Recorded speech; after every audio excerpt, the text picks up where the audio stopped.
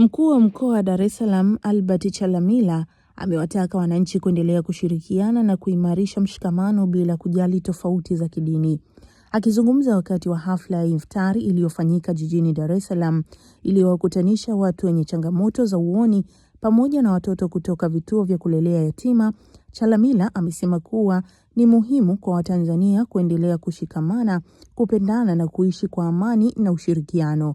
Amesisitiza kuwa mshikamano huo unapaswa kudumu si tu wakati wa mwezi wa Ramadhani bali katika maisha ya kila siku.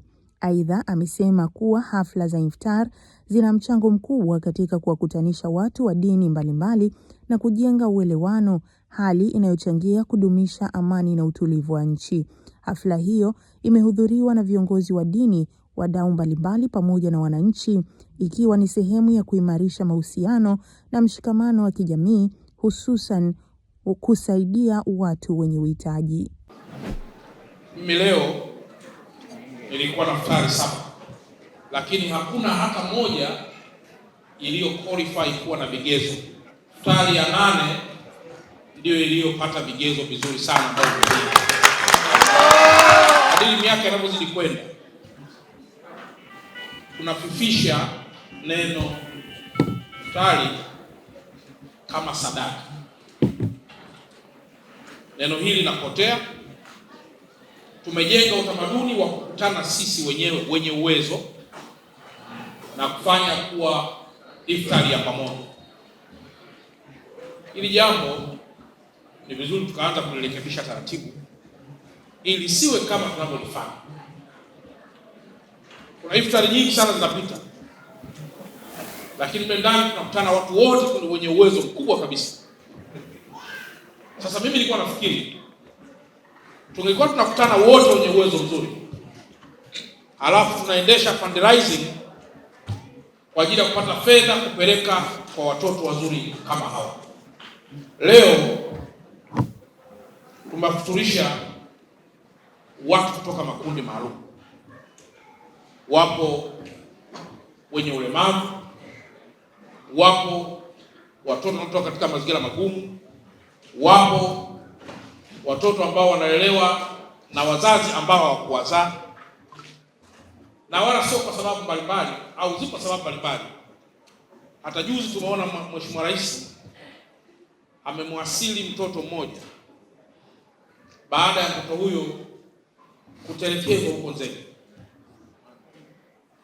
Lakini hapa napo watoto wote hawa wana historia, kila mmoja na historia yake.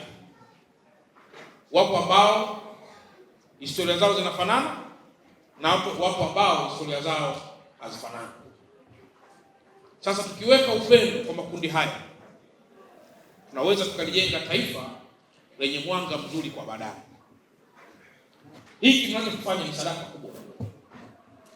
Iftari hii kwa makundi haya ni sadaka kubwa sana.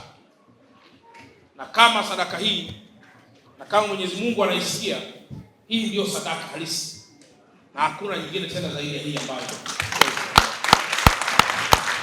Kwenye hii dunia watu wamegawika. Kuna mtu mmoja aliwahi kuandika kitabu chake kinaitwa Dunia Uwanja wa Fujo. Aliwahi kusema wapo watu ambao akiwa na nywele ndefu anatamani ziwe fupi. Na hapo watu ambao akiwa na nywele fupi anatamani ziwe ndefu. Wapo watu ambao wakiwa na nywele zisizo na mvi anatamani ziwe na mvi. Hapo watu ambao akiwa na nywele zenye mvi anaamua siwe na mvi. Lakini akasema wapo watu ambao ni wanene wanatamani wawe wembamba.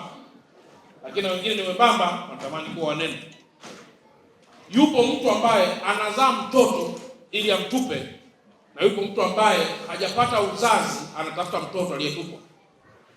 Kwa hiyo kwenye hii dunia tunaita dunia ni uwanja wa fujo.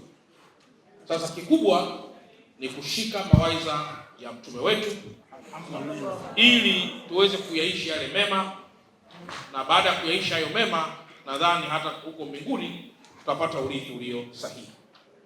Kwenye vituo hivi maombi ambayo mmenipatia nitafika. Kwa nihitimishe, tujenge upendo, tujenge mshikamano, tupendane bila kujali dini, bila kujali hadhi. Mimi leo ingelikuwa ni kujali hadhi, ningelikwenda kwenye zile 7.